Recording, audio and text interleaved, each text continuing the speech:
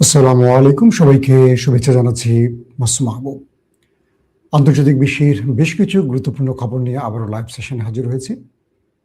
প্রিয় দর্শক, মধ্যপ্রাচ্য ঘিরে আমেরিকার নতুন খেলা শুরু হয়ে গেছে।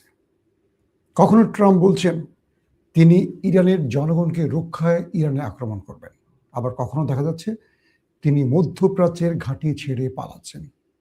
পাশাপাশি ডোনাল্ড ট্রাম্প এবং ইরানের সর্বোচ্চ নেতা আলী খামেনি এবার মুখোমুখি হয়ে গেছেন। কোন নেতা কি বললেন? পাশাপাশি দখলদার দেশটির প্রধানমন্ত্রী এবং ট্রাম্পের মধ্যে একটা আলাপচারিতা হয়েছে, যেটার ফলশ্রুতিতে নতুন করে আবারও দখলদার দেশটির মধ্যে উত্তেজনা সৃষ্টি হয়েছে। যখন ইরানের সরকার বিরোধী আন্দোলন চলছে, তখন একইভাবে সেই দেশটিতে অর্থাৎ দখলদার দেশটিতেও সরকার বিরোধী আন্দোলন শুরু হয়ে গেছে।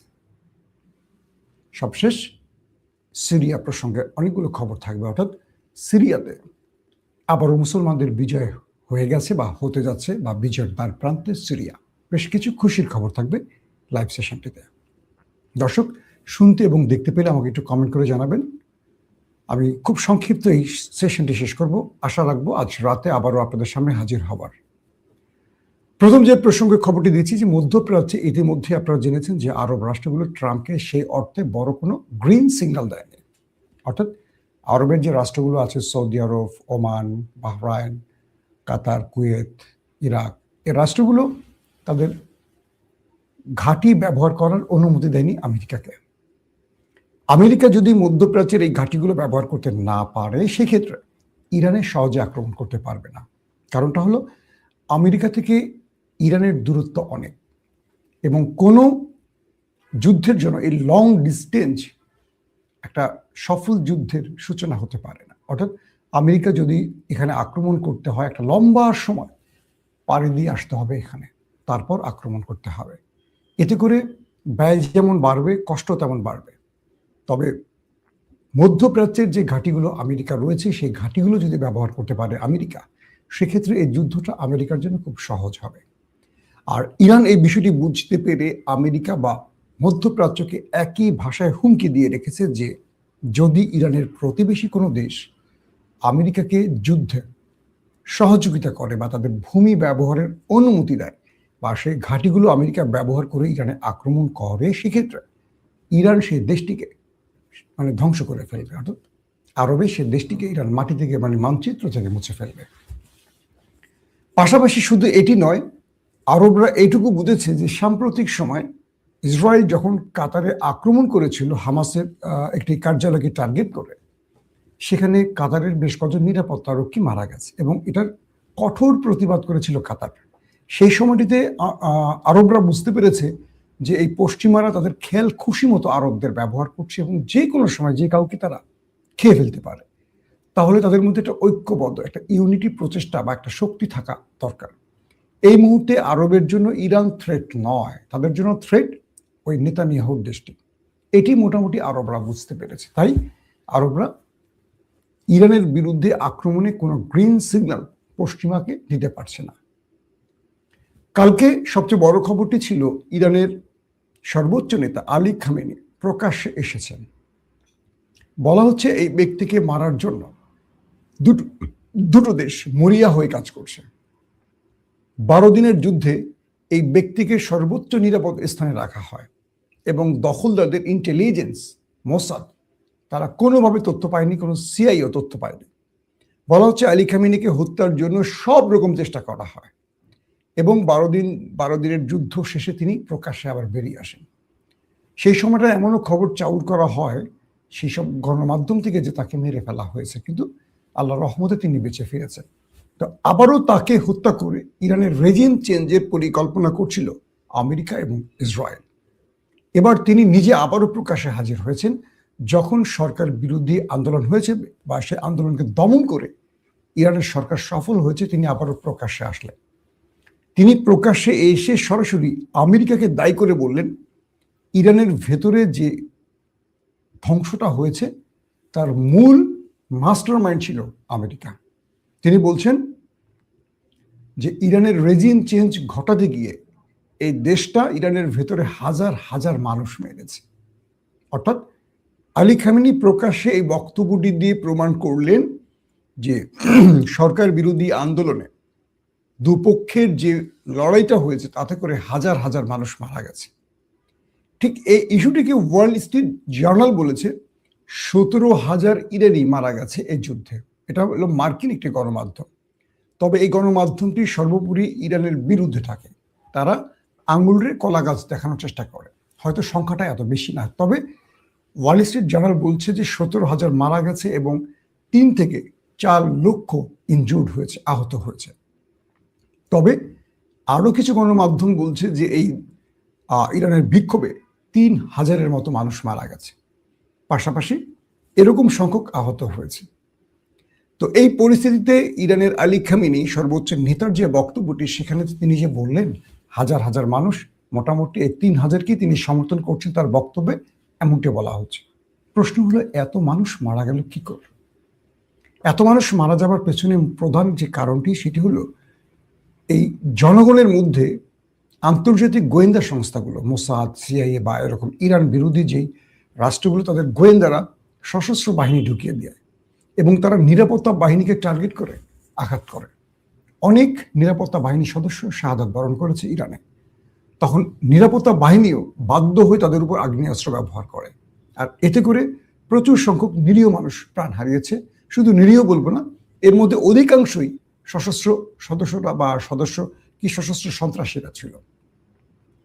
তো কালকে আলী খামেনি বললেন যে ইরানের ভেতরে যে আজকের অবস্থা বা ইরানকে ধ্বংসের মূল নায়ক ওই দেশটিকে উদ্দেশ্য করে বলেছেন, এবং তিনি বলছেন যে এই অসুস্থ মানসিকতার লোকটি মিস্টার ট্রাম্প কাকু, তিনি ইরানের মধ্যে ধ্বংসযজ্ঞ চালিয়ে তিনি এই রাষ্ট্রের একটা দখল নিয়ে এই রাষ্ট্রকে লুটতে চান এবং নতুন সরকার বসাতে চান যারা তাদের তাবেদার হবে।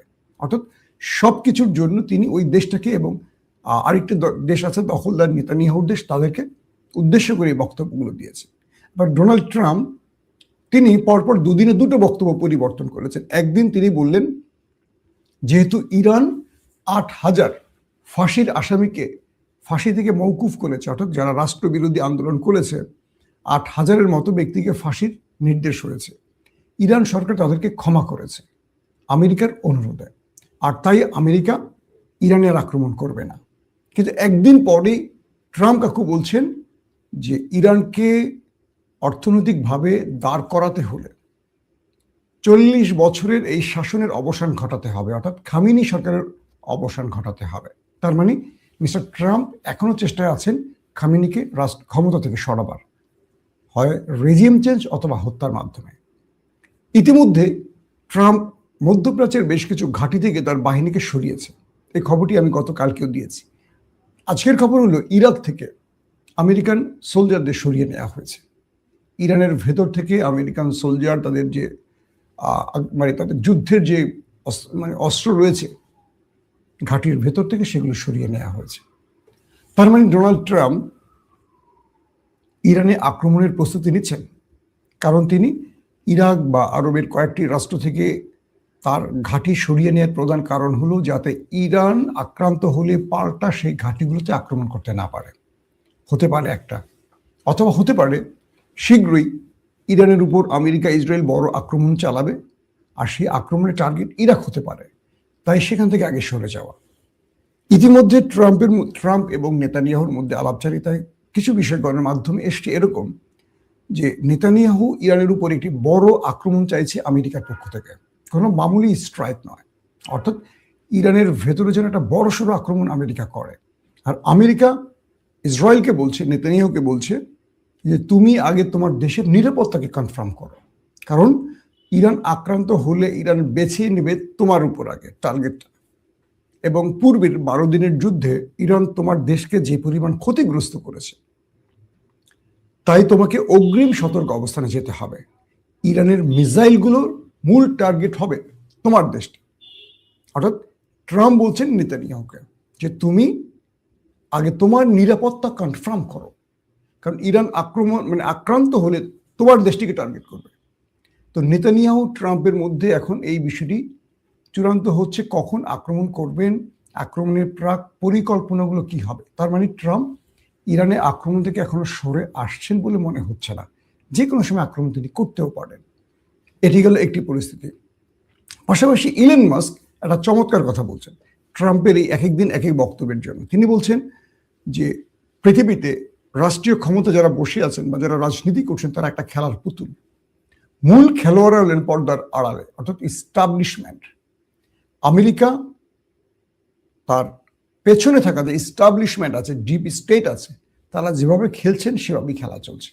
ট্রাম্প এখন রাজনীতির অভিনেতা মাত্র, কারণ তিনি আজকে যেটা বলছেন কালকে তার ভিন্নটা বলছেন। তো এই যে মিস্টার ট্রাম্প এবং খামেনি মুখোমুখি হলেন এবং দুই পক্ষকে দায়ী করছেন, এতে করে বোঝা যাচ্ছে ইরান আমেরিকার যে টেনশন এখনো অবসান হচ্ছে না, এটা সামনে আরো বড় ফ্রেমে যেতে পারে।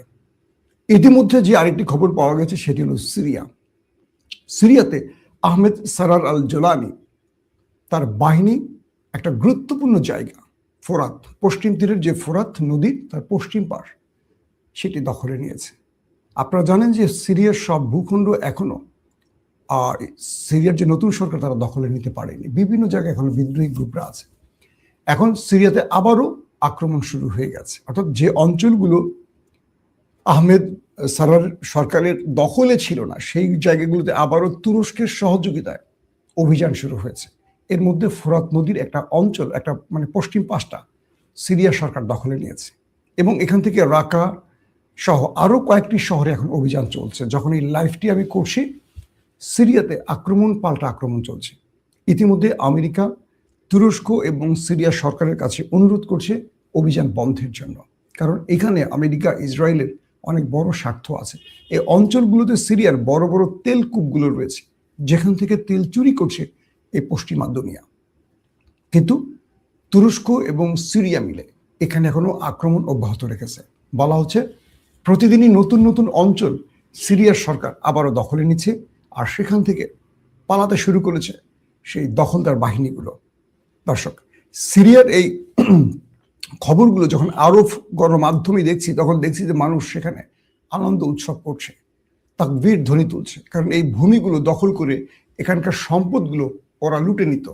এখন আস্তে আস্তে তুরস্কের সহযোগিতায় সিরিয়ান সরকার সেখানে একটার পর একটা অঞ্চলে বিজয় পাচ্ছে। দর্শক, আপনাদের কোনো যদি প্রশ্ন থাকে আমাকে একটু জানাবেন। অনেকেই প্রশ্ন করতে চেয়েছিলেন। আমি বলছি যে ইরান নিয়ে বা সিরিয়া নিয়ে যদি কোনো প্রশ্ন থাকে সংক্ষেপে আমাকে জানাবেন। আমি সর্বোচ্চ 2-3 মিনিট আপনাদের কিছু তথ্য দিতে চাই।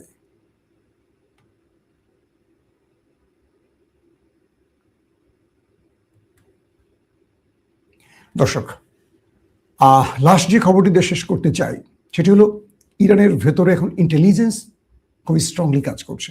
বলা হচ্ছে ইরান কয়েকটি রাষ্ট্রের সহযোগিতা নিয়েছে গোয়েন্দা তথ্য আদান প্রদানের। এর মধ্যে তুরস্ক এবং পাকিস্তানের ইন্টেলিজেন্স ইরানকে সহযোগিতা করছে।